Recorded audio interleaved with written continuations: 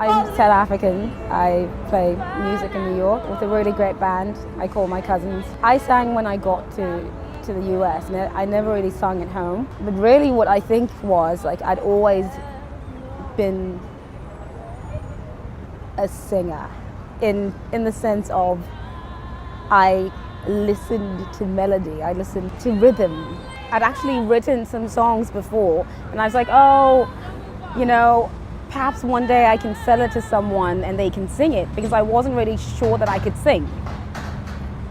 And I gave it to a friend who was a singer, and they looked at me like I was crazy. Like, I'm not going to get a song from you. You don't even sing. Why would you want to write me a song? So I thought, wow, I have to actually sing them so that people can know that they're real. And I also really met great people who thought I was amazing for whatever reason, because then it's been a long road, but I could never actually look at people singing. And these people were like, you're going to sing and we're going to take you to every show. They were dancers, it was a dance company. I don't know how it happened, but here we are rock and rolling in New York City. I'm constantly thinking, which is a problem. I journal everything. If you go to my memos on my cell phone, there's like crap all over it. It's like memo number 1, I saw a tree. It looked blue. You know, I constantly write things, but they all come together. That's how I'm inspired, you know, and I read a lot of poetry. I go to poetry slams and I sit there and take it in, and I cry and I weep and I walk out. I'm inspired by truth, you know, by being authentically yourself. It's a very difficult thing, and people can judge you for it. If you've put it out there and let it go, there's no one who can control you. Writing music allows me to feel somewhat powerful about who I am. And I'm South African, right? But I play like rock music and soul and like whatever a mix of my South Africanness. I feel like I'm a rock and roller. I know I love punk rock because of my tradition. It's not that I like it because it's cool and why it moves me, particularly because they were political. They were, we're going to say these things whether you like it or not. They were free. You know, they expressed things that could possibly liberate others.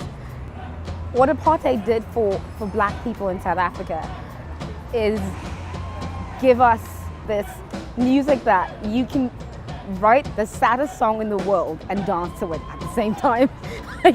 You know, it's beautiful. During apartheid, police would shoot you, would shoot crowds of people without guns, without knives, without anything, just because they were singing.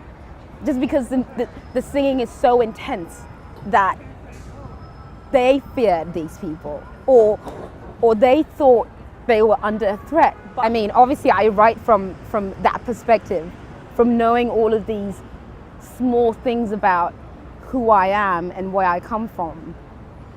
And that's why also it's important for me to write about issues in the world, or about issues affecting others. It can't always be about me. I'm constantly affected by the people who are around me, the people I know, everything that's around me. And that's important to put in songs. What I love about singing is that there's a sense of like prayer, or like an energy that when I go to rehearse and I've had a really bad week, sometimes I don't even care about the guys. I just concentrate on the song, and like my body shakes. Like, there's something so crazy. It's the breathing in and out. Next step is fame. Next step is bigger stages. Is when I started doing music, I wanted for the music to get to as many hands.